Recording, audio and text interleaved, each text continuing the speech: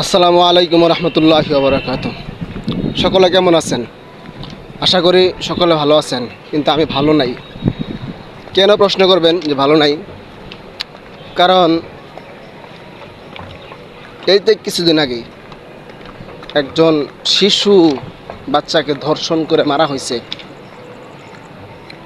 সেই দুঃখে, সেই কষ্টে ভালো নাই। কারণ যেই কুলাঙ্গারের বাচ্চা, যে জানোয়ারের বাচ্চা, সে তো মানুষের বাচ্চা হইতে পারে না। সে মানুষের বাচ্চা হইতেই পারে না। যদি মানুষের বাচ্চা হইতো তাহলে সে একদম একদম শিশু বাচ্চার সাথে এরকম করে কাজ করতে পারতো না। আমি তার এই কাজের ধিক্কার জানাই, নিন্দা জানাই।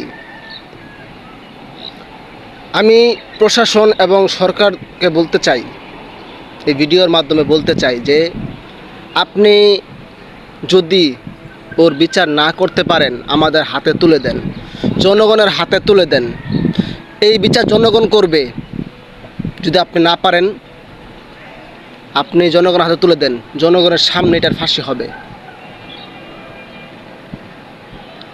জনগণের সামনে এটার ফাঁসি হবে। জনগণ দেখুক, মানুষ জানুক যে একজন শিশু ধর্ষণের বিচার কি হইতে পারে। যদি আপনি এই কাজটা না করেন, তাহলে আমরা ইসলামী আন্দোলন বাংলাদেশ কঠোর প্রস্তুতি নিব। আবার আমরা আন্দোলন শুরু করব ইনশাল্লাহ। তাই আমি বলবো, ইসলামী আন্দোলনের পক্ষ থেকে বলবো যে আপনি অতি তাড়াতাড়ি এই রামিসা হত্যার বিচার করেন।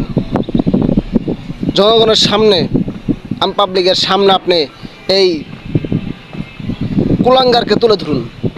সেই কুলাঙ্গারে বিচার করুন সবার সামনে, জাতির সামনে, যে সবাই দেখুক, সবাই জানুক, সবাই বুঝুক যে একজন শিশু ধর্ষণের বিচার কি হইতে পারে। যেন এরকম কিছু শাস্তি হোক, এরকম শাস্তি হোক, এরকম শাস্তি হোক, যে শাস্তি দেখা যে মানুষ বুঝতে পারে যে না, এরকম কাজ আর যেন দ্বিতীয়বার কেউ না করতে পারে, এরকম শাস্তি হোক। আমি তাই মাননীয় প্রধানমন্ত্রী তারেক রহমানকে বলবো, আপনি অতি তাড়াতাড়ি আইনের মাধ্যমে এটা আপনি জনগণের হাতে তুলে দেন। জনগণের সামনে বিচারটা করুন, জনগণের সামনে ফাঁসি দেন, জনগণের সামনে এরকমভাবে শাস্তি দেন যেন মানুষ আর অন্য কোনো কুলাঙ্গার এই কাজ না করতে পারে। আর এটা কোনো মানুষের কাজ হইতে পারে না, এটা কোনো মানুষ না।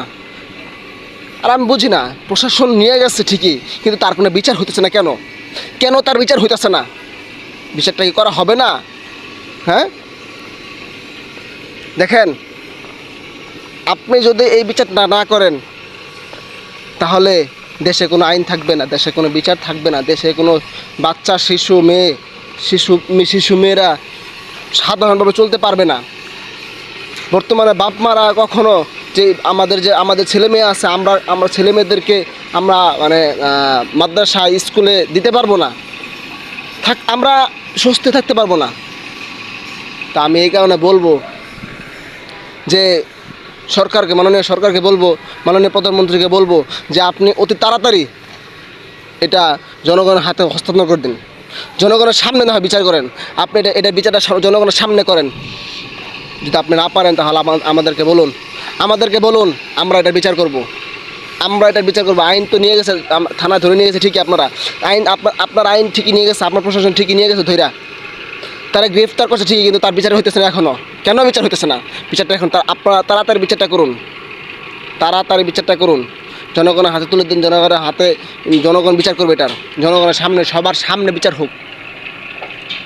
আমি এতটুকুই বলবো। যদি আপনারা না পারেন, তাহলে ইসলামী আন্দোলন বাংলাদেশ আবারও আমাদের আন্দোলন শুরু হবে আবারও। ইসলামী আন্দোলন বাংলাদেশ, ইসলামী ছাত্র আন্দোলন বাংলাদেশ, ইসলামী যুব আন্দোলন বাংলাদেশ, শ্রমিক আন্দোলন বাংলাদেশ, সবাই আমরা একসাথে একজোট হয়ে আমরা আবার মাঠে নামবো ইনশাআল্লাহ। আসসালামু আলাইকুম ওয়া রাহমাতুল্লাহ।